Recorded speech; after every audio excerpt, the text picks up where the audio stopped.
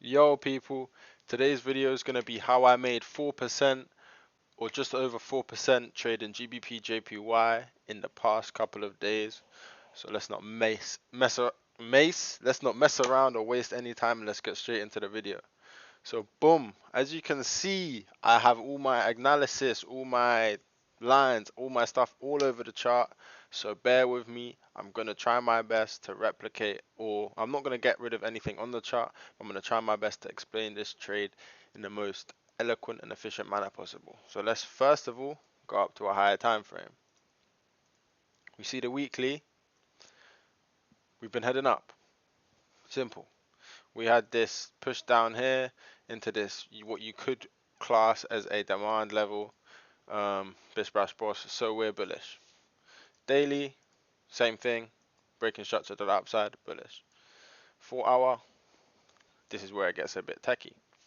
So I use simple analysis for my swing trading on GBP JPY because you don't need to overcomplicate swing trading. If you know price is going in a certain direction and you truly believe it, you don't need to get the most snipery of entry if you're a swing trader, because you're in the trade for so long that it doesn't matter if price you get in and price drops 20 pips before it goes up 300 pips, because at the end of the day your stop loss is going to be large. My stop loss here is 73 pips, so it doesn't matter if I get in and price drops down 20 pips before it shoots, because I know where I want price to go and I'm looking for price to carry on moving for days, if not a week.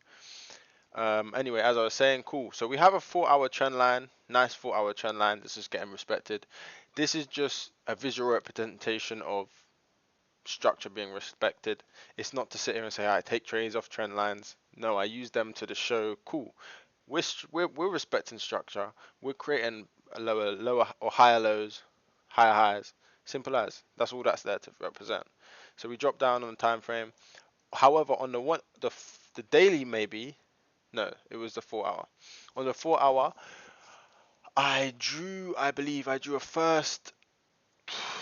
Did I? I think I drew a first Fibonacci from here up to here, and as you can see here, we landed on 78.6%, and we pushed up. So high time frame 4 hour, we've got a Fibonacci retracement confluence.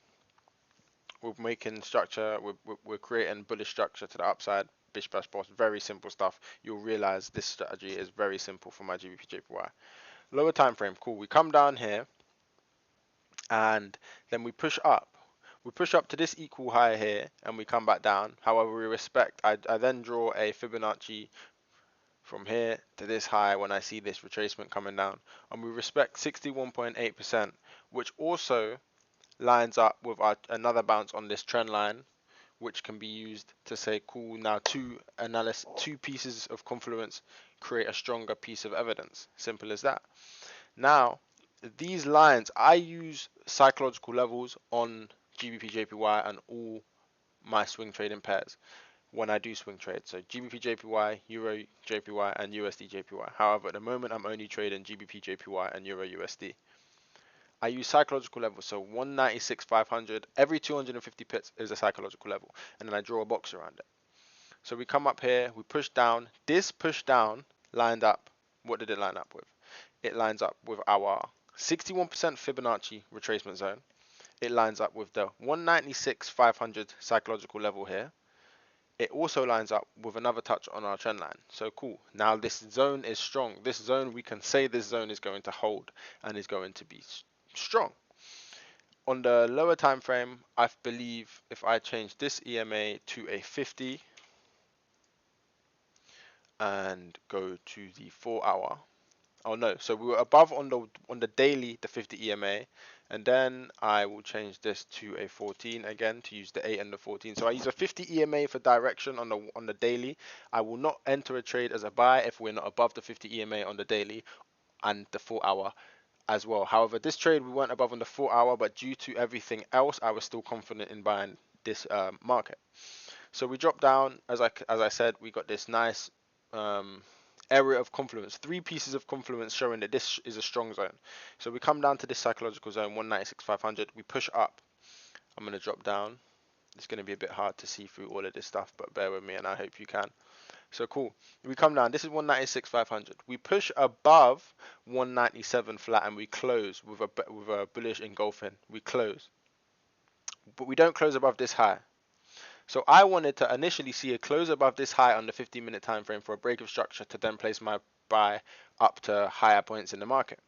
We didn't get that, so I dropped down on the 5-minute, and I remember sitting in front of my computer. At first, I didn't want to get in until the 15-minute got broken above, but then we created more structure points, and this break of structure point links up with all these zones over here that we found resistance at. So cool.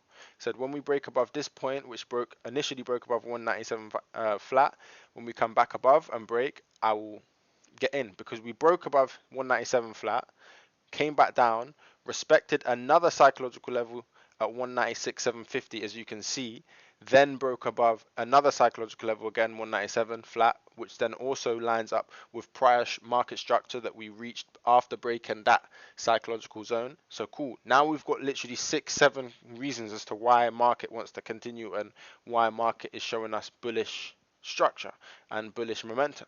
So I enter the trade there on that break of structure. I believe it was a 5-minute time frame, or was it? No, it ended up being 15-minute. Ended up getting in on the 15-minute time frame here, right there, and I put my take profit all the way past the 27 extension because I don't use Fibonacci for take profits. I used Fibonacci to find retracement zones. I don't use these.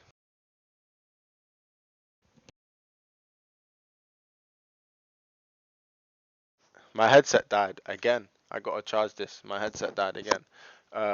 But yeah, I don't use Fibonacci zones for the extension points. If the extension point lines up with another area in the market that I want to get out at, then I will exit at that point. However, I exited at this point up here because that's where I believe liquidity was going to a pool of liquidity was sitting, so we would reach there, would push past the 27 extension. As you can see, we did. However, once we broke above this area here, which was the 198,250 level, I moved my stop loss to break even, and this trade was originally a 3.5 risk to reward trade. So this trade would have made me 3.5% if it hit take profit, which it did. However, I was minus 4% down on my funded account, so I needed to make another 0.5% to get back to break even. And I thought to myself, if I let this trade just hit take profit, I'm still going to have to take another trade.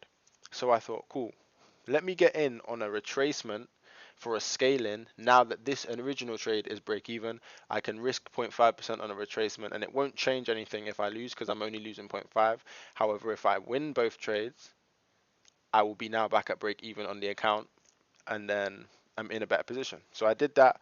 I got in on a retracement. All I really did for this retracement was waited until we created some 2 points of structure, which was here. We broke that point of structure. We also created this equal high. We came back down to another psychological level, 198,250. We printed, as you can see right here, we printed nice bullish hammers. Got in on the middle of one on a 15-minute time frame and put my TP exactly where the prior TP was, and we smashed take profit. That made me 1.2% on top of this 3.5% from here, so we're 4.7% up, and needed about 1% more or 0.3% more to make it 1% on the account to request a withdrawal, which I have requested. I will be requesting a withdrawal today, but you will see that information in another video. This is just simply a trade breakdown on GBP JPY swing trading, and that's the video, guys. I hope that this created some insight into how you can utilize technical analysis to swing trade GBP JPY.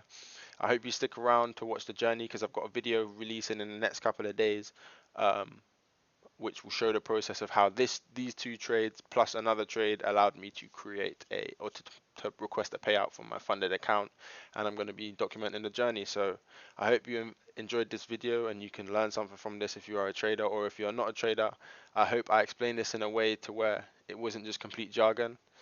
Thank you for watching. Like, comment, subscribe, and stick around for the journey because we're about to take this trade and stuff to the highest level possible, no matter how long it takes. Manners, people.